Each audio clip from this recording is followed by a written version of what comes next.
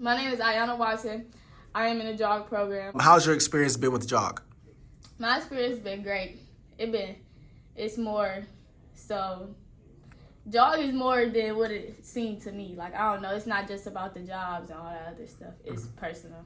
Personal. So you believe jog not only helps you with the job placement, but as far as like, personal, maybe, what is it, like the communication, you think? Yeah, like mentally, all of that type of stuff. And like, when I got like my own stuff going on, I have other people to go to, and they just don't help with me finding a job. They help with my mental. If I need somewhere to go, I need any type of anything, or I'm missing anything, I could go to Miss Nicola or anybody through the job. They very attentive to me. And it's good to hear that you're even comfortable doing that, and you definitely receive that type of love, with the personal issues, not only school, because school alone is tough. Yeah. Then you add on personal issues and day-to-day life stuff, the day-to-day problems, and it's good to always have somebody there. Compare your first year to your second year, would you say you've grown? Yes, because my first year was like I was still getting to know her and like just the whole how JOG worked. And then the next year is just like I'm in here every day. We texted like any type of stuff. It was all cool. Like they became like a part of my life, like my family. So it's cool. Any goals? I want to be a real estate agent and a motivational speaker for young teens and adults. JOG has also helped me with my real estate stuff. They have found me a mentor, like somebody that I can work under to help me get there. And then I want to be a motivational speaker for like, mental health and all that other type of stuff.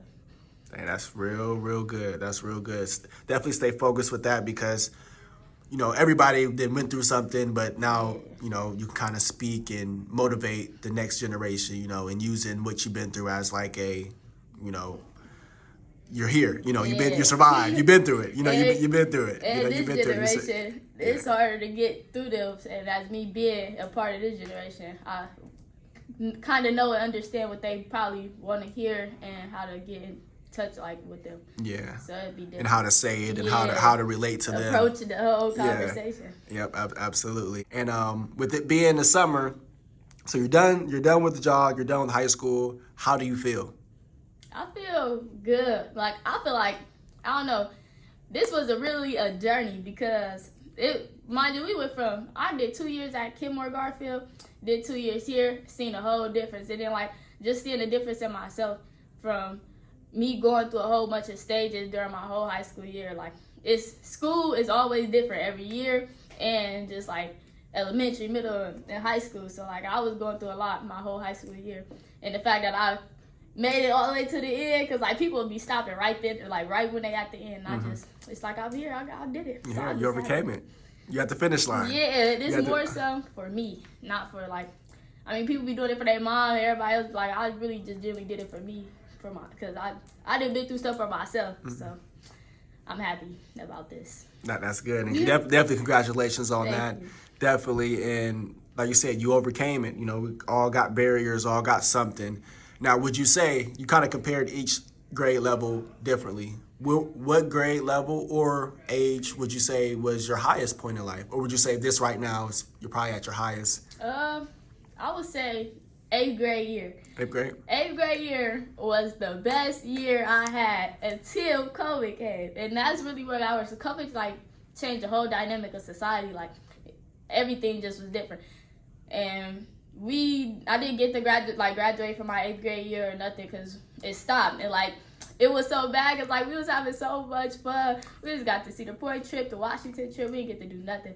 And then just to enter 9th grade online, and everybody's grades horrible. Nobody was really doing the school stuff. Then to come back, it was just all different. So, but 8th grade year was the best year, and then my 12th grade year ended up being my best year. That's good. So that's the highlights. Now, you ain't gotta go too deep into it, but like the flip side of that. So what year would you say was, kind of rocky? Was a rocky year for you?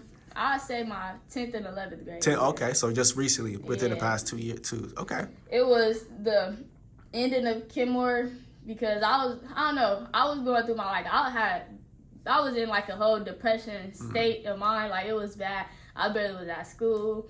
and like in and out the mental health hospital. And I did go this year. I mean, well, the end of last year, but it was for me to get better. It wasn't to just be there. So, and then my junior year, that was my first year here, and it was just like, dang, this a whole new change. Like, we somewhere else, and then I don't know. The kids now, it's so crazy. Like, I don't even want to be here no more. School wasn't school, so them was my 2 hardest years. And then, would you say, or do you believe? You know, you mentioned those are your 2 hardest years. Did JOG play effect in that anyway? You know, as far as when you was kind of going through a lot. So I started JOG when we came to Garfield. So my junior year, that's when JOG started playing a big part. And me and Miss Nika got real close, and she was helping. Like, I got close to her, and I just started talking to her, telling her everything and what's been going on. So then every day she became a part of my life. Like, stuff I had, telling her what's going on, having somebody to talk to, getting my feelings out there. So, and like when it came to me wanting to start stuff and like change my life, she was always there to help me and help me make a plan and find like stuff to do, like to get there. And there's a lot of resources that JOG I ain't never even knew was had. Like, I'm like, oh, I met a lot of people and a lot of stuff. That's definitely good. And it's definitely good that we was able to use those resources to help you and to affect you like that. Because definitely seemed like, you know, you've been through a lot, but you also overcame a lot as well. And even through your story, happy to see that even JOG was a part of that in a positive way, you know, trying to make an impact because, like you said, you went through barriers. You went through a hard point in your life, and, you know, sometimes you do need some type of help or some type of resources, and, you know, and JOG was there. Now, with you being a motivational speaker, or an upcoming motivational speaker, I'm going to put this to the test. So, like, what would you tell the younger you at this point? You know, you didn't went through what you went through your barriers. So what would you tell the younger you going into your 9th grade year? I would have told her to stay strong. And, well, we've been strong. I mean, I'm still here, but I would have just told her, like, all these is, like, lessons and, like, you just got to keep going. But then again, when I think about it, I did keep going regardless. But it's just, like, I've just been like, this is life. Like, no matter what happens, you got to just keep moving. You can't stop because life gonna go on, like, regardless. Like, and that'd be the sad part. Cause, like, I was just thinking about this yesterday, too. Like, dang, when people die, like, the day don't stop. Like, you still got to go here, go there, do that. So it's just, like, you just got to keep going, feel how you feel. And that's another thing. Do not put your emotions to the side and down and, like, let it be there and never come back to them, and then it all explode. Face them, get through them, and then just go. Because back then, I just bottled everything up. But now I'm able to speak on how I feel. Attend to my emotions. I'm able to do that now. So I just said that back then. That's some amazing advice. And that's probably one of the top advices you can give somebody, because that is so true. You got to keep pushing and keep going. And not saying you wasn't doing that, but you having that mindset kept you pushing. Some people don't have that, you know. Some people do need to hear that, like, I need to go, or sometimes you do need an extra push. Yeah. But for you to constantly tell yourself that, like, you got to keep going. I got to feel these emotions, and that's real. You feel what you got to feel, like you said, and move on in a sense, you know. Yeah. So that was amazing. Anything else? Any lasting words or anything else you want to throw out there in the universe?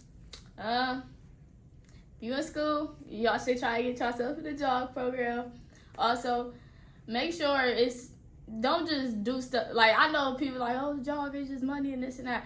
But, I mean, if you got, like, good people, because it's good people out there, like, try and connect. Like, use your resources. Don't just get in there for, like, the outcome of everything. Because me personally, like, it's not just about a job or money. Like, I didn't met people.